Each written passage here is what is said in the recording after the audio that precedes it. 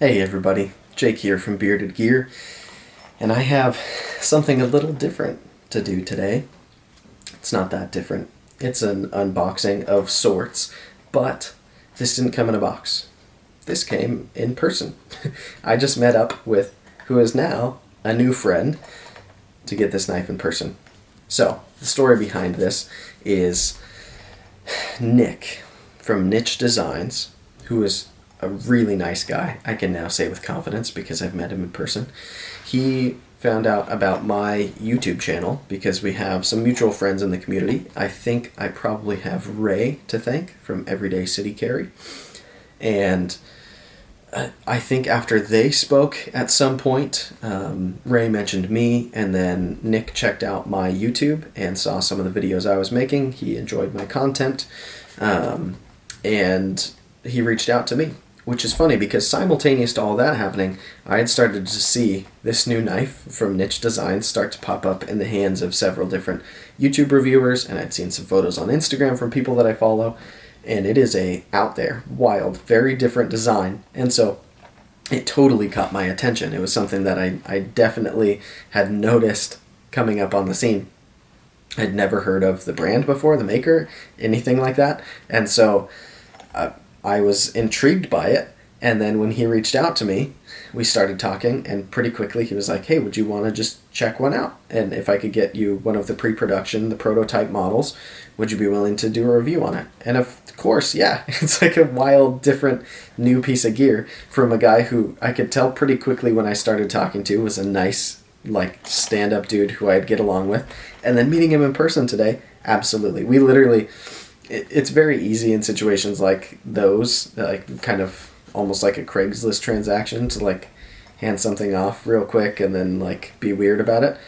He was a super rad guy. We ended up chatting for way longer than I think either of us meant to, and talking about not just this knife, but the other knives we own, the knives that were in our pockets, showing each other what we were carrying. And he was just sincerely a really cool, really nice guy who I think it's safe to say we kind of started a friendship, which is really cool because he's another knife nut who's here in the LA area. And so that's just a really good thing. I'm glad to have met him. And so the knife, which, just to be that guy, I'm going to keep rambling before I pull it out, because every now and then I get a comment from somebody who's like, you shouldn't be spending 5 or 10 minutes talking about it before you even show it. Show us the knife. A, don't be an a-hole in my comments. If you don't like the way I do my videos, don't watch them. Or fast forward. Or I don't care. But I genuinely laugh when I get those. I posted one of them on my Instagram stories the other day because somebody was all mad that I spent 10 minutes talking about my experience with the knife before I even showed it to the camera. Get over it. That's the way that I do my videos. They're kind of vlog commentary style. If you don't like it, I'm not the channel for you. That's the way it's going to be. So I'll show this to you in a moment. But what was I saying? Let me take my time with this. Let's think.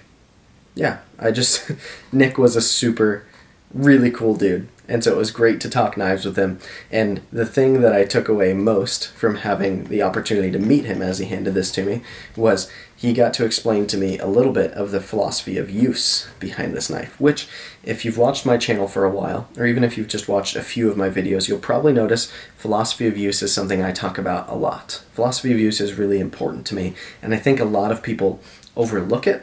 And the problem with that is when you don't talk about philosophy of use when you're talking about a piece of gear, I think you can pass some really unfair judgments onto that piece of gear.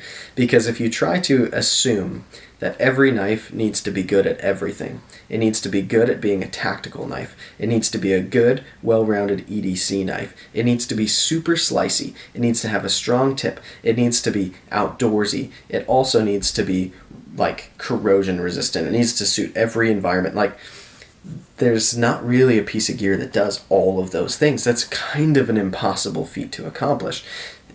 And in my experience, the knives that I've found that do check the most boxes tend to be kind of a jack of all trades, master of none. And so I like it. I really like it when knives are designed with a specific purpose in mind. And this knife was. And this specific purpose might not be what everybody wants it to be, but for the people who are getting this knife to do that, it's going to make more sense for that, and they're going to love it for that reason. I recently reviewed my Spyderco Salt 2, which is a backlock, which I don't really like about it, but it's a bright yellow FRN, and it's made of H1 steel, and if I was reviewing that knife as an all-around EDC knife, I would have trashed it. That would not be a knife I would pick as an all-around EDC knife because the steel won't hold an edge for very long, the handle material doesn't feel very nice, and isn't all that strong. Like there are things about it that other knives in my collection destroy it at for being an EDC knife. But that's not what the Salt series is about. That's a specifically water-resistant, like outdoor activity knife. So for me, if I'm going fishing or kayaking or stand-up paddleboarding or whatever it is and I want to have a knife in my pocket, there's a philosophy of use for that knife, is what I'm trying to say. And because it fits that philosophy of use perfectly, I now have an application for that knife, and I love it for that application. This knife is designed to be, I guess if I were to try to encapsulate it, which I shouldn't, you should check out his site and see what he says about it, but if I were to kind of put into my own words, what I understand coming into this knife as it being for is that it's really for an accurate assessment of what most people are really doing with their EDC knives. If you're an outdoorsy person, no. But if you're the kind of person who's working in an office environment or working from home or something, most of what you are using your knife for, statistically, is cutting cardboard and tape and paper and indoor environment materials. That's the reality. And this knife, he'll be the first to tell you. One of the first things out of his mouth was that it's basically a box cutter. But, like, way off the charts awesome compared to a typical box cutter. But the ergos, the design philosophy, it's designed to be excellent at doing tasks like opening packages and small, like light to medium duty EDC tasks is what I'd put it at. And for that, it all of a sudden makes a lot of sense. So I'm going to open this up and then we're going to open the envelope and see what's in there. But in here, we have the knife tucked into this pouch, and because Nick is a crazy awesome dude, I don't know how he had these made, but he had these pins made of the knife itself. Check this out. It's literally a teeny tiny model, if you will, as a pin of the Ingress, which is the knife that's in here. So cool. So I don't know where I'm going to put this yet, but this is an awesome touch.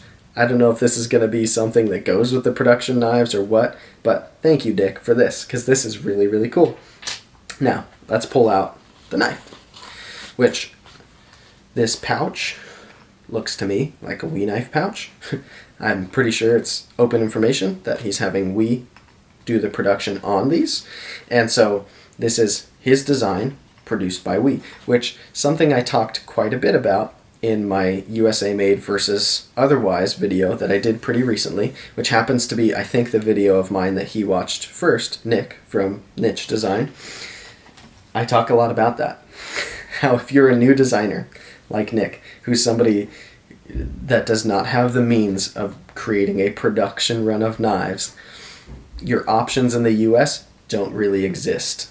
So kudos to him for making it work to go to a company like WE, who's fantastic at building knives. If you think WE makes bad quality knives, then you haven't handled a WE, because every one that I've owned has been really nice. So no exception here. This one's really well made. The very first thing I noticed when Nick handed this to me in the sketchy parking lot was my perception of this knife, having seen it in photos, was that it was going to be really heavy. And was that it was actually going to be bigger than it was, because this knife looks huge to the look of it. The tallness here is just almost baffling. It's definitely the tallest knife currently in my possession. Compared to any knife I've ever owned, it's taller this way. It's just really tall. And so I thought for that reason this thing was going to be like stupid heavy. And then he handed it to me, and it's like remarkably light. The internal milling on this thing is so extensive. And I looked back, I think it was on his Instagram. I'm assuming that's where I saw it. But there's a photo of this knife disassembled and set open so you can see the inside of these scales. It's really skeletonized. And then on the outside, you've got external milling here too to give it that texture on the handle scale. So the way all of that comes together, it makes it super lightweight for its size. And yeah, it's like, it was shocking to me, genuinely, when I put this in hand, how light it actually was compared to how heavy I thought it was going to be. It's not like this is an absolute featherweight. We're still dealing with a decent sized blade, and it's still titanium scales, but it is way lighter than you would assume it is just by looking at it. And it's really, it's interesting to me to have talked to him a little bit about his philosophy of use for the knife, his design process behind it, and then to put in a hand and just visualize, because I haven't cut with this yet, although I will be doing some light test cutting, just to visualize how that's going to come together. And I can tell you, all the ingredients are here. Nick is a really smart guy from what I can tell, and I like, if this is a representation of how his mind works to get the job done that he was trying to solve by creating this knife, he's very intelligent, because we've got a really tall flat grind, which flat grinds, for passing through material, like continuing a cut past the edge of the spine of the blade and really pushing through material, flat grinds, in my experience, function better than other grind types. It's the type of grind that I want to press through cardboard type material extensively. But if flat grinds have a thick blade stock at all, like, it's not that this blade stock is thick, it's actually thinner than I was expecting it to be. Come on, focus. It's trying to catch my eye. It's a reasonable, like, I would call it middle of the road blade stock thickness. For EDC, it's just right. But if you had this thickness and the blade was half as tall, which for most knives, they are half as tall, you would have a much thicker profile behind the edge. And this one, not only is this stupid sharp, it's really, really sharp. I don't know how many pockets this has been in before being handed to me. I don't have details on what this knife has been used for before getting into my hands. But it's a great edge, and the thinness behind the edge, I can tell just with my fingers that this is going to be a slicing machine. If it isn't, then I will be I will be shocked if this isn't really, really good at cutting through cardboard type material, which is what he admits this is designed for. And I love that. Like, there's no pretension behind this knife of trying to act like this should be a do-it-all outdoors folder that's also comfortable in the office. Like, stop trying to do that. Make an outdoor folder and an office folder. That's fine. For those of us who don't need to just have one knife that does everything, I have like 40 knives of my own right now. I need to sell some soon because I've got too many, but I have so many knives. And so the idea that I need one knife to be good at everything, it's just people who are spending above $150 on a knife usually don't just have one knife, and they have different types of knives and styles of knives. So the fact that he made this like an office place working machine is fantastic. And in addition to that, there's always going to be some carryover. So this knife being fantastically, the philosophy being so clear for processing materials like cardboard and paper and tape, having a tip that's fantastic for making the punctures you want, a nice perfectly flat edge, a profile that sets it down like right in line with your knuckles so you could press right down onto a board comfortably and make a cut all the way through. All those things are perfect for what he designed it to do. But in addition, a tip like this, a warning if you will, these ergos, which I'm going to get to those in a second, all of the way it comes together, this would actually make a fantastic, in my opinion, I haven't like tested it as such, but as like a tactical or self-defense knife, this would make a great argument for itself. This style of tip and this style of edge are preferable in a situation like that. For a self-defense knife, this makes a great case. And the ergos on it, they're really, really good. They're like fantastically good. I was so not expecting this knife to come together this well, just looking at it in pictures. It was funny because Nick even mentioned, he's like, I think a lot of people see the photos of this knife and they don't really get it. And I was one of them. I didn't really get it. I thought it was cool that someone was doing something different. I'm always for that. I like the advancement in the knife realm that comes from that.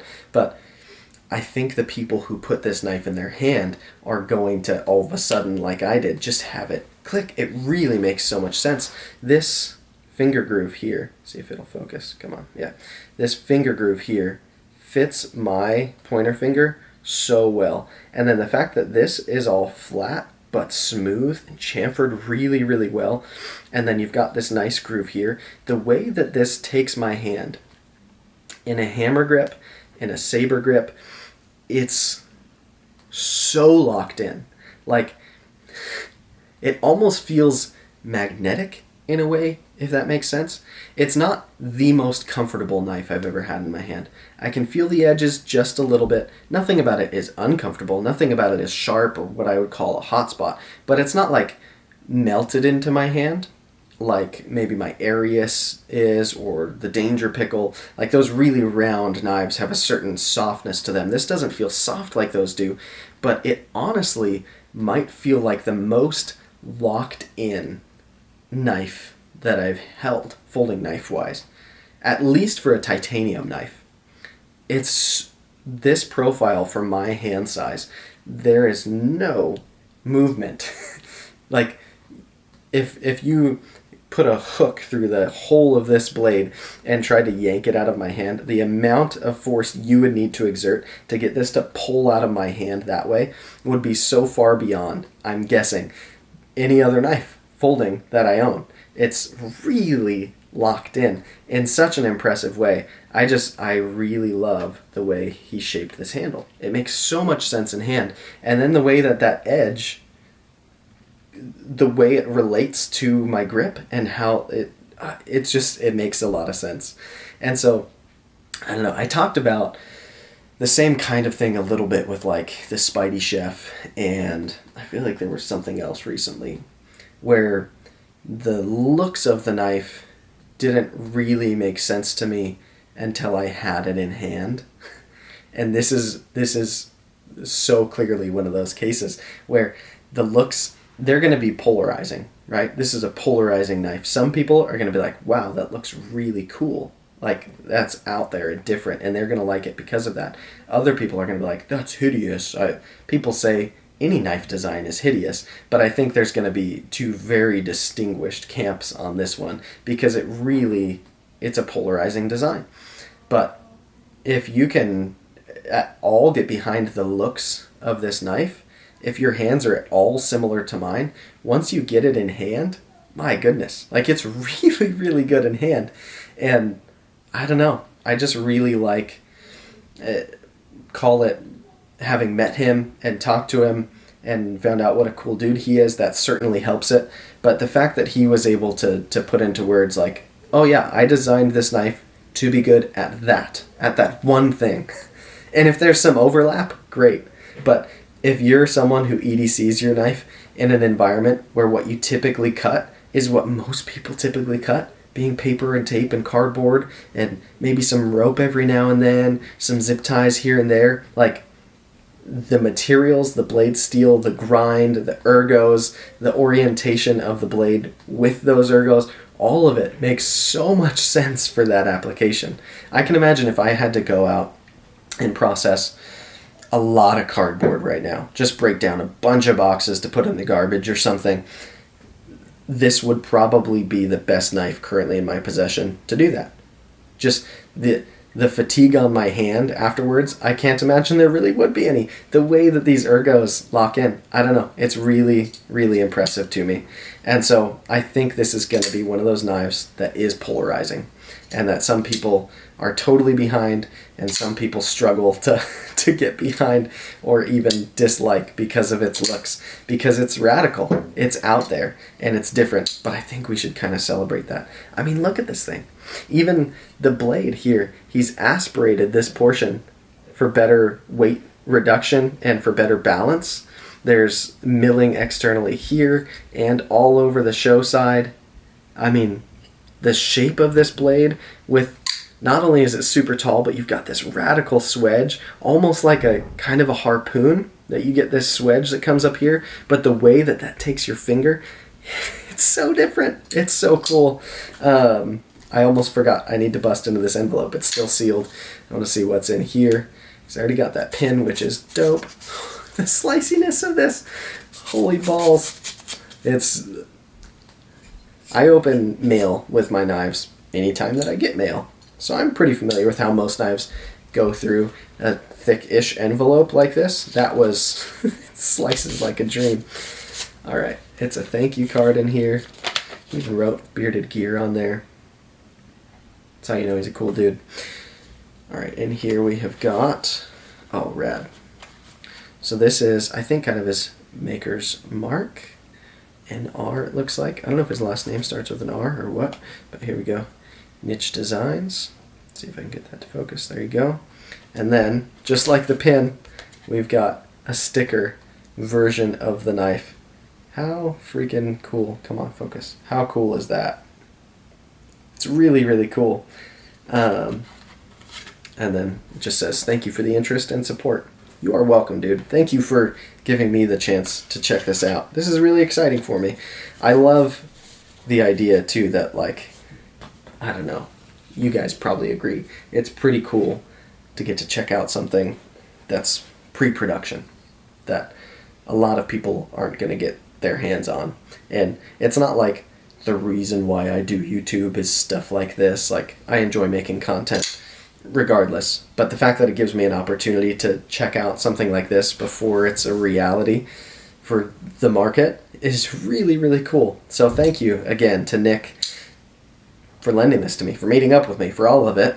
I am going to be doing first impressions on this probably tomorrow or the next day. I'll film that. It'll go up within the next couple of days. And then once I've had it in my possession for a week, I will do a full review on it. I'm going to carry it a little bit. I'm going to cut with it. I'm going to be nice to it because this is going to other reviewers, so I want it to go to them like new. So I'm not going to be like, I'm not going to do anything that would go through this edge. I'm not going to be abusive toward it, but I will certainly test its sliciness a little bit more. And I'm going to fidget with it a lot, see how it goes in pocket, and yeah, I'm really excited to do all that and to report it back to you guys, because this is just so different. It's wild. That makes it really cool to me. Also, thanks to Ray for pointing Nick in my direction. I appreciate that. If anybody else was involved in that, thank you too, but I think it was Ray who connected the dots there, which is fun, because Lefty EDC connected me to Ray, and then I was on Ray's podcast, and now Ray connected me to Nick, and so the EDC community is such a cool place, and it's a lot of fun to have, to be making new friends like this. I also just noticed there's, right, let me see if I can show that to you. I don't know if you'll see it, but it says CPM 20CV right there, which is pretty cool. How cool is this knife, by the way? I don't know. It's one of those things, probably some of you on the other side of the screen are like, cool, that thing looks ridiculous. And another portion of you are like, wow, that is one of the coolest knives I've ever seen. It's so out there. But it makes so much more sense to me now that I've handled it, now that I've talked to Nick about it. And hopefully I can convey that to some of you, because if I hadn't understood the philosophy of use behind this knife, I probably would have been like, wow, that looks different, and I never would have wanted to buy one. But now I kind of feel like I might need to have this, and it might have to be like my cardboard knife, and that's fine, because I have knives for way stupider things that I do way less than having a cardboard knife. Anyway, this has been fun. I've probably gone on way too long for this being an unboxing style video, but I was really pumped about it. I hope that comes through. This is the Nitch Design Ingress. Is it design or designs? Nitch Designs. with an S. Nitch Designs Ingress. I'm going to link down below to the Nitch Designs Instagram, to the website, and to the Kickstarter if I can. I'm pretty sure I can do that. So there should be links to all three down below in the description. That way you guys can check them out. And I think you should, because this is an exciting thing, and it would be cool to see this come true. That Kickstarter needs to happen, because this is something different and fresh and exciting in the EDC world, and it deserves to happen. So thanks for checking it out with me. There will be more on it very soon, and I'll look forward to seeing you then.